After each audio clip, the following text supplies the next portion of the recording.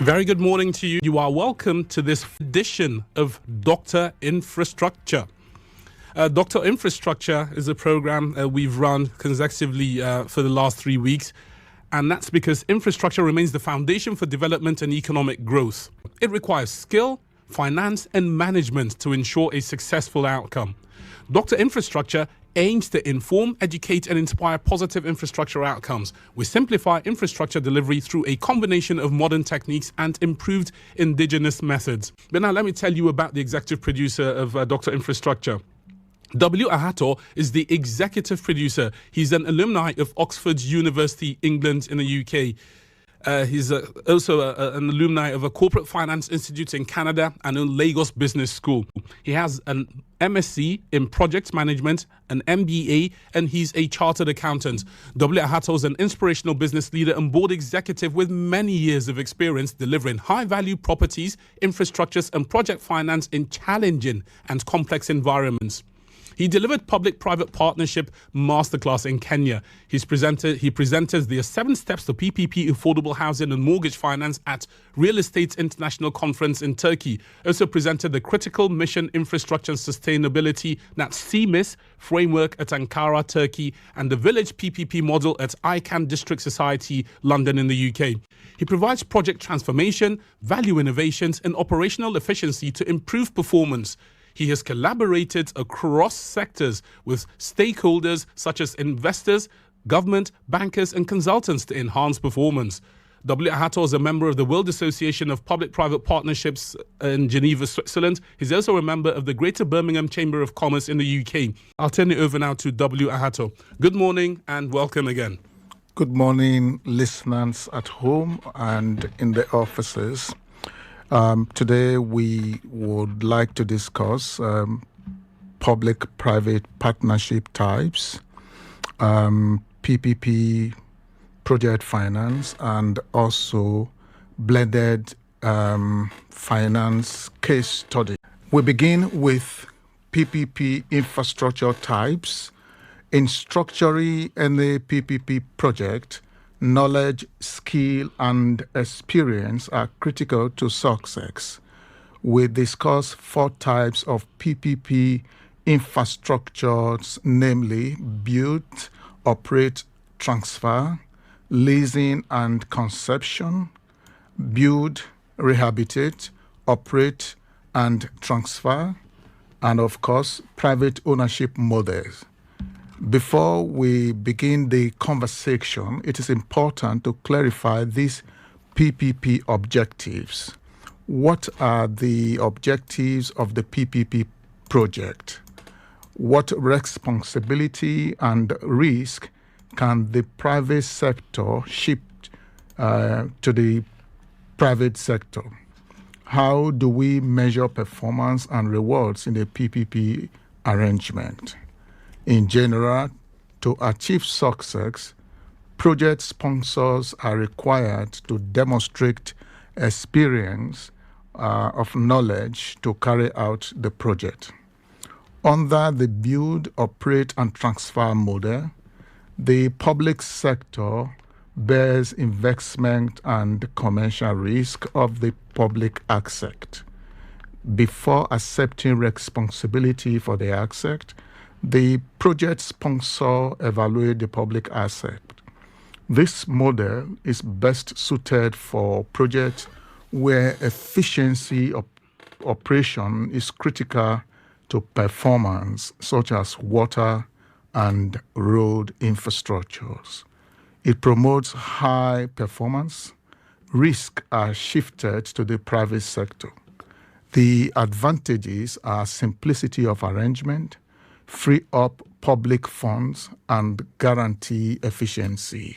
The most common type of PPP in Africa is leasing or concession model.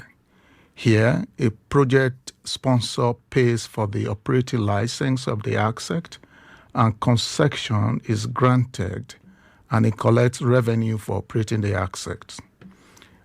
Initial capital investment falls on the public sector. However, to improve efficiency, the private sector has to invest in operational infrastructure to enhance the asset.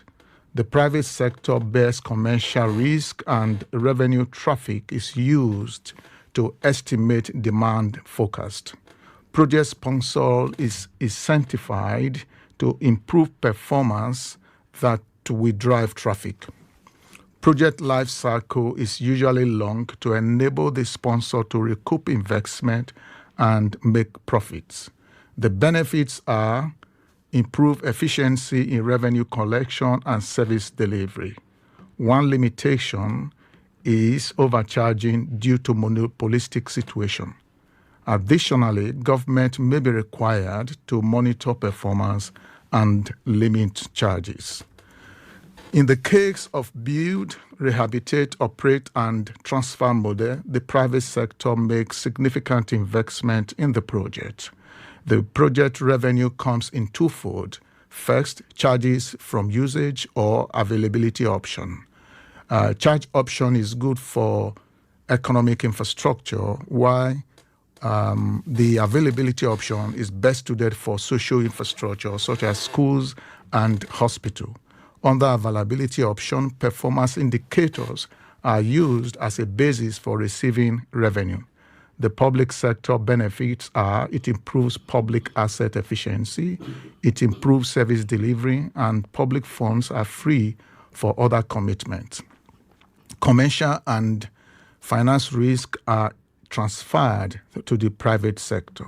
The limitations are it is complex to structure and implement with long legal negotiations. Sometimes government may be required to provide guarantee because of huge private sector investment. The project cost is high, and there must be enough efficiency gains to compensate for the higher financing costs.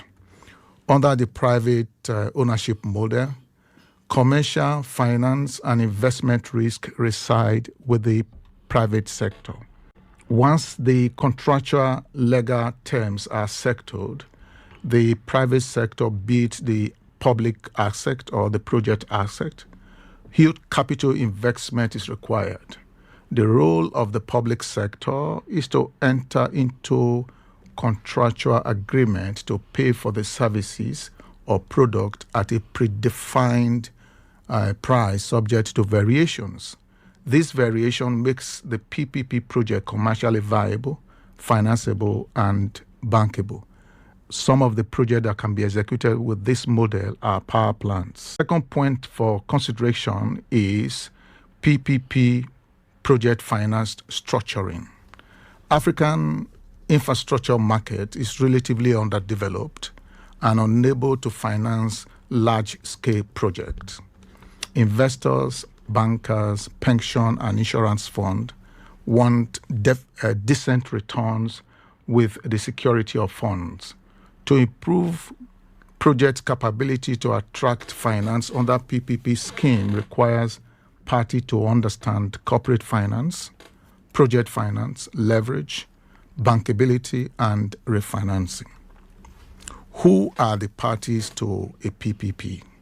A typical PPP project structure includes government, private sector, financing partners, special purpose vehicle, end users, EPC, project and risk managers, bankers, and investors.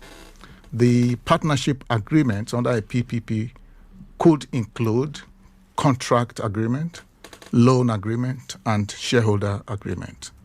What is PPP corporate finance? Under this method, the project sponsor borrow directly from the bank to execute the project. If the project returns are insufficient to meet financial obligations, the sponsor uses profit from other businesses to meet its obligations. If the project fails, the entire company is at risk. Because of high risk, lenders usually seek additional comfort to hedge risk. If the project succeeds, the sponsors smile to bank. As the general saying is, the higher the risk, the higher the return.